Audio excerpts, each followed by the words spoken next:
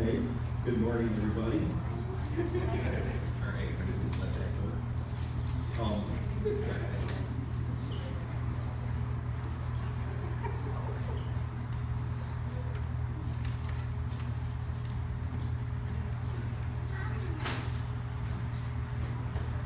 I had something prepared for this week, and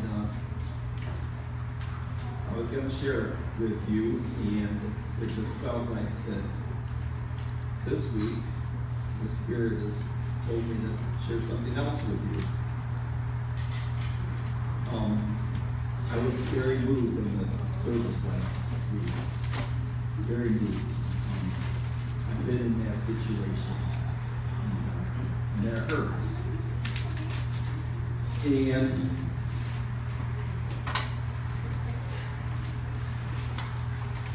when I think of Cassie, and I didn't know her very well, I thought of this drum. And she loved to play that drum, and she played it right in front of me. I was right there. And she played the drum. And you could just tell that she loved to play that drum. And, you look at this drum, and it's not a pretty instrument. It's not shiny. It doesn't really have much to it. It's not very loud. It's just kind of there. But when you play that drum, there's something about it, and that you have to hit it with your hands. And I just have a feeling that playing that drum, you have a lot of feeling in playing it. And I just think that somehow God honors that. And I think that maybe, sounds kind of crazy, but maybe that's his favorite instrument in this place, because God looks at the heart and not necessarily the sound that the drum's making or whatever. It's just, he looks at the heart, and he knows when people have feeling and are playing something because they love to. So I'm going to refer to this drum today as, so when I say that somebody's playing their drum, what I mean by that in this context is that they're doing exactly what God wants them to do. Okay? So you'll hear me in this context say, he was playing his drum. And that means that for that period of time, he was doing exactly what God wanted him to do at that time. So I heard this story this week about this guy named Michael Lorenzen. And Michael Lorenzen was like a 19-year-old guy. He had a lot of talent in baseball, but he was more or less just throwing his talent away because, well, basically he had a bad start in life. His parents were drug addicts. And Michael was he was actually on a pier. He was smoking a joint. And he had this guy. He didn't know this guy, but this guy came up to him and he said, and he started talking about Jesus. He just started talking, and he was all excited about Jesus. And so Michael, I don't know if the story went that he accepted Jesus that day, or if it took a day or two and he got thinking about it. But the fact is that he accepted Jesus Christ as his Lord and Savior. Well, a few years later, you don't hear about these stories until the person makes a big success out of himself, and this person is now a pitcher for the Reds, Cincinnati Reds. And he was telling his story about how he was going nowhere, and how that this guy out of the blue, and he would have liked to thank the guy, but he didn't even know who he was. This guy just came to him and he played his drum for him, and changed Michael Lorenzen's life. And so I kind of forward to a part in my life that that was one of those cases where somebody came and played their drum for me. And we were like in the waiting room of a hospital, and my daughter was very sick, and it ended up that like Jeremy so eloquently said last week, that she went to the other side, and we were heartbroken.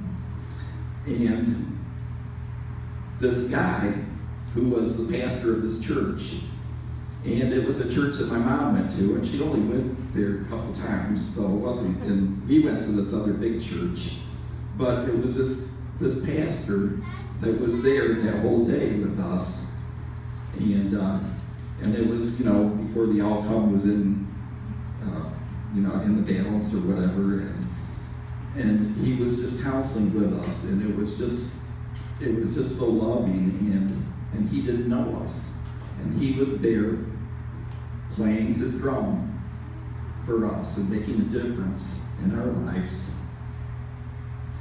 And so we ended up going to his church, and the very first time that I went to his church, and he was doing like a series. He had like a series of messages that he liked to do. He liked to do them like 1 week he'd do one part of it and another. So anyway, he was doing this series, and his series was called Fresh Fire. And this Fresh Fire thing was about this book he was actually reading. But just the title of it just excited him. Fresh Fire, Fresh Fire. He was it just hit him in the heart, and he just loved that title. And he would preach messages about how that we would get the fresh fire.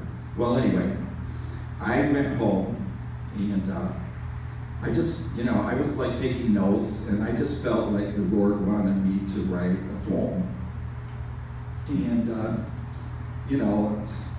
I had wrote maybe a couple of poems in my life, but this was different. This was like the Lord had my heart, and he was telling me, I want you to write this poem. And so, I just started, and I just was kind of in the spirit, and the Lord kind of just gave me a line, and I'd write it down, and, I was looking at my notes and piecing things together as he was giving me the direction. And so, like that drum, that pastor was responsible for this book, okay? And this book is something that I ended up writing because that poem was not the first. There was like 139 poems after that, because I learned to listen to what God was telling me, and I'd write it down. And so my message to you this day is that here we are, we're hearing some good messages every week, and what we need to do is focus, because that's what I did. I started just focusing on what was being said. I just focused on the Lord dealing with my heart. And this is the very first poem, and I think it's the most powerful poem in the whole book, and it kind of set the groundwork for the whole book. And it's called Fresh Fire, and it's called Fresh Fire is Not Free, actually. But wouldn't you like this church to really have a fresh fire in our lives where we could go? And there's just so many people out there that need us. This church speaks to a lot of people that the regular, maybe traditional type worship services cannot reach. And I think that even if we are, like maybe we're not very good at bringing somebody to the Lord, maybe we could put him in front of Jeremy, because I know that he is really good at that. He's really got that gift. Anyway, so I'm sitting at that church, and the Lord's given me all this feeling in my heart to write this poem. I went home. Over the next day or two, he just kept giving me lines, and I wrote it. And so here it is. And I think The beautiful thing about when God gives you something, it's not just for you. It's like this type of thing relates to everybody. And it's called fresh fire. It's not free. Fresh fire, Lord. That's what I say. But how do I get it? Show me the way. Give me the power, give me the boldness, give me the wisdom to cut through the coldness. I waited expecting that new fresh fire. Then came a voice. Do you really desire the things that you ask for? It comes with a cost. It starts with a burden to rescue the lost. You ask me to give you, what will you give me? The things that you ask for, it isn't for free. The price of my daily filling your cup is for you to be humble and your will give up.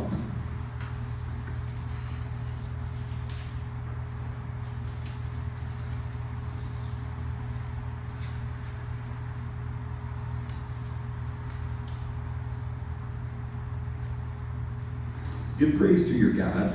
Walk in light, for I have delivered you from the cold, lonely night. Quit trying to take a small part of me. Give up your own way, then you will see the glory, the power, the victory too, the fruit of the Spirit. That's my will for you. Keep your heart open throughout the day. I may be able to use you some way. The thing that you ask for, it is no short journey. You must open yourself for continuous learning. Give me your whole life. Don't hold anything back. Then the fire will fall, and you will not lack. Give me your quality time when you pray. Learn how to trust me. My commandments obey. Walk in the Spirit. Live always near it. Hold on to my hand, and I'll let you stand.